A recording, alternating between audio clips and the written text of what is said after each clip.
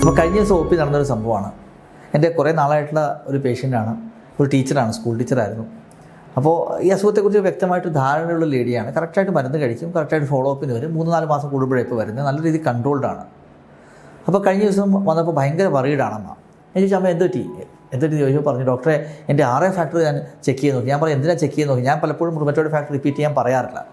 ആദ്യം എനിക്ക് 128 ഡോക്ടറെ, ഇപ്പോൾ 512 എൻ്റെ അസുഖം ഭയങ്കര വഷളായി ഡോക്ടറെ.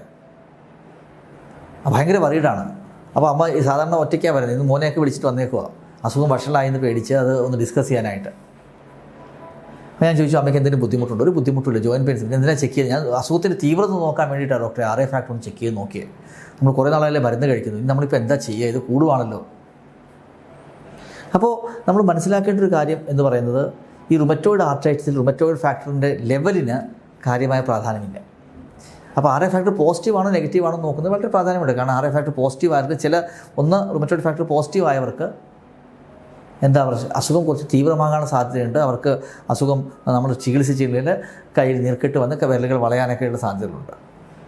അല്ലെങ്കിൽ മുട്ട് ജോയിൻറ്റ് ഡാമേജ് ഉണ്ടാകാൻ സാധ്യതയുണ്ട്. അവർക്ക് ലങ്സിനെ ബാധിക്കാം, അല്ലെങ്കിൽ ബാക്കി കണ്ണിൽ ഡ്രൈനസ് വരാം. അങ്ങനെയുള്ള പ്രശ്നങ്ങൾ ഉണ്ടാകാനുള്ള സാധ്യത, എക്സ്ട്രാ ആർട്ടിക്കുലർ കോംപ്ലിക്കേഷൻ, ജോയിൻറ്റ് പുറത്തുള്ള കോംപ്ലിക്കേഷൻ ഉണ്ടാകാനുള്ള സാധ്യതയും കൂടുതലാണ്. അപ്പോൾ റുമറ്റോയ്ഡ് ആർത്രൈറ്റിസുള്ള പേഷ്യൻസിന് റുമറ്റോയ്ഡ് ഫാക്ടർ പോസിറ്റീവ് ആണെങ്കിൽ എക്സ്ട്രാ ആർട്ടിക്കുലറായുള്ള കോംപ്ലിക്കേഷൻസ് വരും. പക്ഷേ റുമറ്റോയ്ഡ് ആർത്രൈറ്റിസ് ഉള്ളവർക്ക് അതിൻ്റെ ലെവൽ അനുസരിച്ച്, ഫോർ എക്സാമ്പിൾ ഒരാൾക്ക് 60 മറ്റൊരാൾക്ക് 80, മൂന്നാമത്തെ ആൾക്ക് 200. 200 ഉള്ളവർക്ക് 60 അസുഖം സിവിയറാണെന്ന് അർത്ഥമില്ല, ഒരിക്കലുമില്ല. പോസിറ്റീവാണോ നെഗറ്റീവാണോ ഡെഫിനറ്റ്ലി സിഗ്നിഫിക്കൻസ് ഉണ്ട്. പക്ഷേ പോസിറ്റീവ് ആയിക്കഴിഞ്ഞാൽ ലെവലിന് വലിയൊരു സിഗ്നിഫിക്കൻസ് ഇല്ല.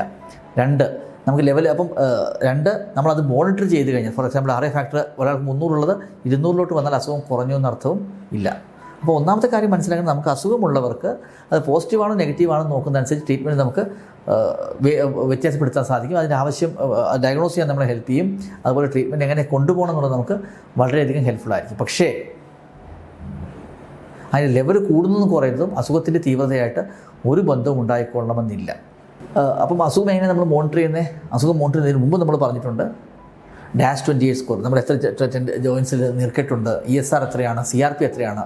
ESR CRP ആണ് പലപ്പോഴും അസുഖത്തിൻ്റെ തീവ്രതയെ സൂചിപ്പിക്കുന്ന ഒരു പ്രധാനപ്പെട്ട ഘടകം. അസുഖം കൂടുതലാണെങ്കിൽ ESR CRP കൂടും. പക്ഷേ RA ഫാക്ടർ നമ്മൾ നോക്കുന്നത് എപ്പോഴാണ്? അസുഖത്തിൻ്റെ ഡയഗ്നോസ് ചെയ്യാൻ വേണ്ടിയിട്ടാണ്. അല്ലെങ്കിൽ റിറ്റുക്സിമാബ് പോലെ ഇഞ്ചക്ഷൻസ് കൊടുക്കാനായിട്ട്. റിറ്റുക്സിമാബ് പോലെ ഇഞ്ചക്ഷൻസ് റുമറ്റോയ്ഡ് ഫാക്ടർ പോസിറ്റീവ് ആയുള്ളതാണ് നന്നായിട്ട് വർക്ക് ചെയ്യുന്നത്. അതുകൊണ്ട് ഈ റുമറ്റോയ്ഡ് ആർത്രൈറ്റിസ് ഉള്ളവരോട് പറയാനുള്ളത്, റുമറ്റോയ്ഡ് ഫാക്ടർ ടൈറ്റർ കൂടി വിചാരിച്ച് നിങ്ങൾ പേടിക്കേണ്ട കാര്യമില്ല.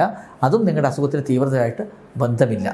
മാത്രമല്ല, വീണ്ടും റുമറ്റോയ്ഡ് ഫാക്ടർ ചെക്ക് ചെയ്ത് നോക്കുന്നതിൽ ഒരർത്ഥവുമില്ല. അങ്ങനെ ചെയ്ത് കാശ് കളയാതിരിക്കുന്നതാണ് നല്ലത്.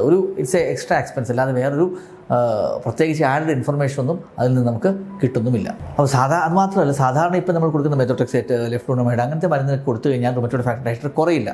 പക്ഷേ റിറ്റുക്സിമാബ് പോലെ ഇഞ്ചക്ഷൻ എടുത്തു കഴിഞ്ഞാൽ അത് കാരണം അതിൻ്റെ മെക്കാനിസം ആക്ഷൻ അങ്ങനെയാണ്. ബി സെൽസിൻ്റെ അളവ് കുറയ്ക്കുകയും റുമറ്റോയ്ഡ് ഫാക്ടറിൻ്റെ അളവ് കുറച്ചിട്ടാണ് അത് വർക്ക് ചെയ്യുന്നത്.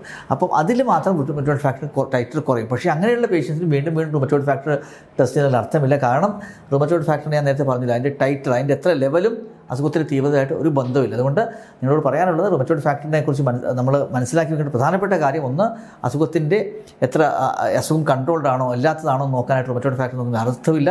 അതുകൊണ്ട് അതിൻ്റെ ലെവൽ അങ്ങോട്ടും ഇങ്ങോട്ടും പോയി കഴിഞ്ഞാൽ നിങ്ങൾ ഒട്ടും വറീഡ് ആകേണ്ട കാര്യവുമില്ല. ചെക്ക് ചെയ്യാതിരിക്കുന്നത് തന്നെയാണ് ഏറ്റവും നല്ലത്. റെഗുലർ ചെക്കപ്പിലൊന്നും റുമറ്റോയ്ഡ് ഫാക്ടർ നമ്മൾ ചെക്ക് ചെയ്ത് നോക്കേണ്ട ഒരാവശ്യവുമില്ല.